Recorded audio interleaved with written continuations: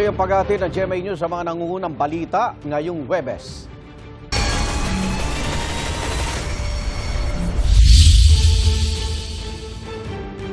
Mga isyu sa enerhiya, pagkain at kaligtasan ng ASEAN nationals, kabilang yan sa mga tututukan sa Association of Southeast Asian Nations o ASEAN Summit 2026. At live mula sa Cebu City, ang kasama natin si Ivan Mayrina. Ivan, magandang umaga.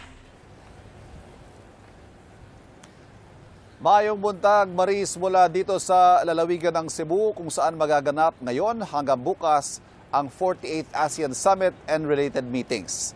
10 sa 11 leader ng mga ASEAN member states ang inaasahang a-attend sa ASEAN Summit na ito, maliban na lang sa Myanmar na kinakatawan ng kanilang foreign minister. Ito rin ang kauna-unahang ASEAN Summit na magiging isa ng full-fledged member ang bansang Timor-Leste. Bilang ASEAN Chair ngayong taon, Maris, 3 mahalagang prioridad nga ang tututukan sa mga pulong ang kay Pangulong Bongbong Marcos. Yan ay ang energy security, food security at safety ng ASEAN nationals sa buong mundo. Napapanahon ayon sa Pangulo ang mga paksang ito, lalo ng energy security, bunsod ng oil crisis na nilikha ng sigalot sa Middle East. Sa summit na ito, pangunahan ng Pangulo ang diskusyon para maghanap ng mga pamamaraan para tiyaking stable ang energy supply sa ASEAN region at kung paano pa mas makakatugon sa epekto ng oil crisis. Isusulong ang pagpapatupad ng Memorandum of Understanding para sa ASEAN Power Grid. Ang pagpapalakas sa food security sa pamagitan ng malayang daloy ng mahalagang produkto at pagsuporta sa mga magsasaka at ang mga MSME at ang kaligtasan ng ASEAN nationals sa mahalagang papel, hindi lang sa kanilang mga bansa, kundi sa ekonomiya ng buong mundo. Bukod sa mga summit-related meetings, may nakatakdang bilateral o one-on-one meeting din si Pangulong Bongbong Marcos kay Vietnamese Prime Minister Lee Min Hong. Inaasahan din ang ilan pang mga impromptu o yung mga tinatawag na pull-aside meetings sa mga leader sa mga susunod na 2 araw. Ngayong araw din, Maris, ang schedule ng BIMP IAGA o yung Brunei Darussalam, Indonesia, Malaysia, Philippines, East ASEAN Growth Area, isang matatawag nating sub-region sa ASEAN na para paunlarin ng mga remote areas sa mga nasabing bansa sa larangan ng agrikultura, turismo at edukasyon. Ang mga pagpupulong na ito layon din palakasin ang kooperasyon sa larangan ng kalakalan at infrastruktura. Mamayang gabi naman, ang hapunang inihanda ng first couple para sa mga bisita. At syempre, Maris, bilang host ng ASEAN, pagkakataon din ito para ibida ang mga tanawin at gayon din ang mayamang kultura at syempre ang world-class Filipino hospitality sa ating mga bisita. Kaya kita natin, handang-handa ang Cebu para sa 48th ASEAN Summit. Maris. Ivan, may impormasyon na ba tayo kung ano yung magiging agenda o yung pag-uusapan sa bilateral meeting ng Pilipinas at Vietnam? Maris, wala pa tayong impormasyon kung ano eksakto ang nasa agenda o kung ano ang pag-uusapan ng leader ng Pilipinas at Vietnam. Pero tulad ng nabanggit ng Pangulo, ang focus dito, energy security, food security. Sa larangan ng energy security, isa sa mga oil-producing countries sa ASEAN ang Vietnam. So maaring mapag-usapan din ang kung paano mapapaganda o magiging mas stable ang supply ng oil o ng energy ng Pilipinas. At ang Vietnam ay isa rin sa pinakamalaking pinagkukunan ng ating bigas na inaangkat. Kaya marahil mapag-usapan din yan sa larangan ng food security at agriculture cooperation, Maris. Tama, lalo na nagmamahal din yung presyo ng bigas. Pero Ivan, speaking of energy security, at kanina binanggit mo nga sa iyong report na may mga posibleng pull-aside na meeting. Posible rin ba ang kausapin ng Pangulo ang Malaysia dahil ito yung isa sa mga nagsusupply din ng langis sa Pilipinas ngayong may krisis? Yes, katunayan, Maris, meron tayong supply ng diesel na nanggaling sa Malaysia very recently, nung itong kasagsagan, itong sigalot sa Middle East. Natanong kahapon yan, Maris, sa press conference na kinatawan ng DFA, wala namang binanggit na specific country na kakausapin kaugnay ng pagkuha natin ng supply mula sa kanila. Pero tulad nga ng nabanggit mo, tama, maaring makausap din ang Malaysia para sa ating oil supply. Pero ang pangkalahatang sagot sa tanong na yan ng kinatawan ng DFA ay kung ano man ang mga magiging pagpupulong ay tiyak magkakaroon ng kapakinabangan hindi lamang ang Pilipinas kundi ang ASEAN bilang isang regional bloc. Alright, Ivan, makikibalita na rin ako dun sa Code of Conduct sa South China Sea, gaano kalaki yung posibilidad na mabubuo na ito dito sa ating chairmanship? Kasi nung nag-cover tayo sa Malaysia nung isang taon, yan ang sinabi ni Pangulong Bongbong Marcos na talagang inaasahan at of course, hino-hope niya na makamit natin sa ating chairmanship. Yes, Maris, natanong din natin ng Pangulo dyan some time ago tungkol sa magiging push ng Pilipinas since tayo ang chair this year's ASEAN. Definitely, we will try to push na magkaroon na ng binding Code of Conduct sa South China Sea. Pero tulad nga ng nabanggit natin, nagkaroon ng konting refocus sa mga paksa na bibigyan diin dito sa ASEAN na ito. Kaya maaring ma-raise din, definitely i-raise ang Code of Conduct. Pero yung makapag-conclude na tayo ng isang binding Code of Conduct, hindi pa natin masasabi at mukhang malabo pa yan, Maris. At Even huli na lang, pang negosasyon ang tatahakin yan bago magkaroon ng kasunduan. huli na lang, aasahan ba natin na darating din yung mismong leader ng China, lalo't dumarating naman din ang presidente ng China sa mga nakaraang mga ASEAN summits? Wala, Maris, dito for this particular summit and meetings, hindi naasahan ng kinatawan ng ibang mga bansa, yung mga ASEAN plus mga East Asia Summit, mga ganyan, wala. Bandang ASEAN huli pa member yan. states lang muna itong ASEAN na ito. Later this year, Yes, posible later magkaroon this ng mga year. ibang mga dialogue partners, Maris. Alright. Maraming salamat. Daghang salamat, Evan Mayrina.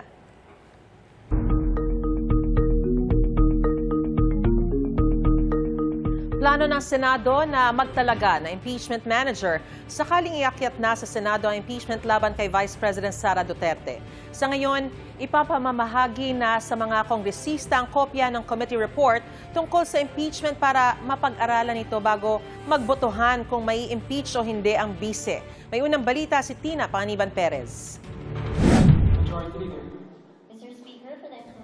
Mr. Speaker, I move to direct the Secretary General to immediately furnish the members electronic copies and distribute to the members printed copies of Committee Report number 261 containing House Resolution number 989. Para mabasa at mapag-aralan bago ang inaasahang botohan sa plenaryo sa Lunes, iniutos sa House Secretary General na bigyan ang lahat ng kongresista ng kopya ng committee report ng House Committee on Justice. Pati na ang resolusyon nagtatakda ng Articles of Impeachment laban kay Vice President Sara Duterte. Is there any objection? Hearing none, the motion is approved. Ayon sa isang leader ng partidong Lakas CMD, lumabas sa kanilang pulong na sa 69 na Lakas congressmen, 90 to 95% ang boboto para sa impeachment. We are solidly behind the complaint. As you know, the chair of the Committee on Justice is a Lakas member. The respondent of one of the complaints is also a Lakas member. 106 na boto ang kailangan para maiakyat ang Articles of Impeachment sa Senado. May mga kongresistang naniniwalang mahihigitan nila ito. Kung ipagsama mo yung boto ng Lakas lang at ng 55 na bumoto sa committee, you will already get your 106. Di ba? So, what are the odds?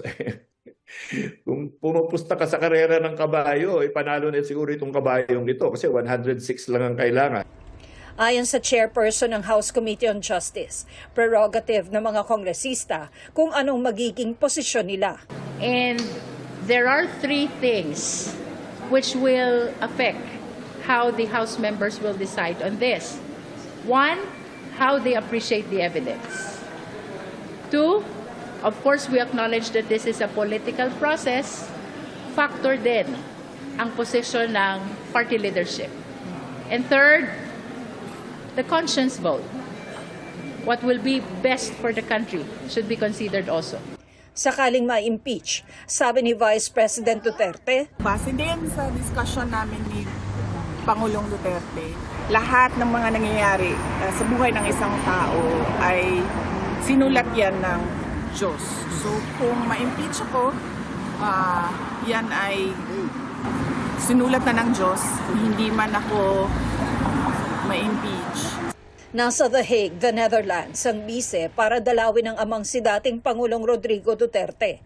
Hindi pa raw niya ipinaalam sa ama na may panibagong impeachment complaint siyang hinaharap. Hindi na niya kailangan malaman ang mga ganyan na klase na bad news kasi wala din naman yung value sa kanya. Tapos mag-overthink siya, lalo pati nag-iisip tayo na baka nga dyan siya bawian ng buhay sa loob, no? Diyan siya mamamatay sa loob ng detention. So dapat yung maaalala niya at naiisip niya ay yung mga masasayang bagay. Sa pagdinig ng komite, naungkat ang mga bank transactions hindi lamang ng bise, kundi pati ang sa kanyang asawang si Attorney Manasseh Carpio. Bagay na pinalaga ng pangalawang Pangulo. I think it's unfair dahil hindi naman sila Vice President and hindi naman sila ini-impeach. And tulad ng mga asawa at mga anak din ng mga congressman, they have the right to privacy, being ordinary individuals and private citizens. Katwiran naman ng komite, kasama kasi si Carpio sa isinumite ng bise na SALN o Statement of Assets, Liabilities and Net Worth. Hindi po kasalanan namin yan na gano'n ang kinalalabasan. Na siyempre nung tinignan na yung sa AMLAC records and then sa SALN, because you know these are the joint SALN of the husband and wife, and then hindi namin kasalanan yun na gano'n ang lumabas sa 6.7 billion, 4-point-something billion of inflows ng pera sa mga accounts nila. Inaabangan na kung aakyat sa Senado ang impeachment complaint. Sakaling harangin daw ng ilang senador ang pagko-convene ng impeachment court, mauuwi ito sa botohan, ayon kay Senator Ping Lacson. May motion eh. Kung motion na wag i-convene, sa botohan mauuwi yun. Kasi ang court hindi naman one-man court eh. It's a 24-member court. So majority pa rin yung magre-rule. Kapag natuloy naman ang impeachment, panukala ni Lacson na sa hapon gawin ang impeachment at session para pwede ang committee hearing sa umaga. Plano rin daw ng Senado na magtalaga ng impeachment manager. Mas mainam daw kasi na abogado ito, lalo't hindi abogado sina Senate President Tito Soto at Majority Leader Mig Zubiri. We're planning to appoint an impeachment manager. Tingnan namin si Senator Kiko para lawyer. Parang parang may manggugulo. Ito ang unang balita. Tina Panganiban Perez para sa GMA News.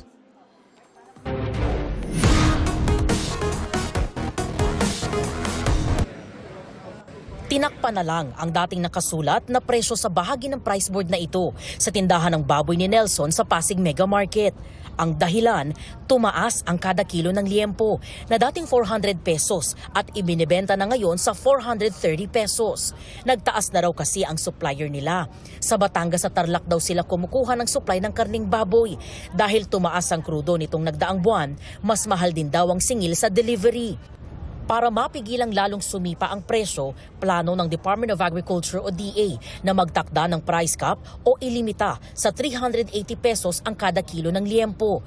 Ngayon pa lang, nagsabi na ang ilang retailer na di raw ito kakayanin. Hindi kaya. Bakit, sir? Siyempre, paano pa kami kukuha ng pampasahod sa tao namin? Pag pinatupad yung 380, wala na kaming ganong kikitain. 380, wala pa rin. Hindi nakakain sa mga mamahalin, doon na sa mga mumurahin, madam. Para makatipid, magbabawas na lang din daw muna siya ng karneng bibilhin. Tinitingnan din ng DA ang 100 pesos na price cap sa kada kilo ng carrots na kasalukuyang ibinebenta sa 140 pesos hanggang 160 pesos. Sabi ng ilang nagtitinda ng gulay, marami raw silang aalma kapag ipinatupad ito. Hindi kaya kasi 120 na po ang punan namin sa bigay sa amin sa pinagkukunan namin sa Baguio. Hindi matutupad yun, ma'am. Maraming aangal dito kung 100 na ang carrots. Lahat ng mga tindera dito, aangal talaga. Walang kikitain. Baka malugi pa sila.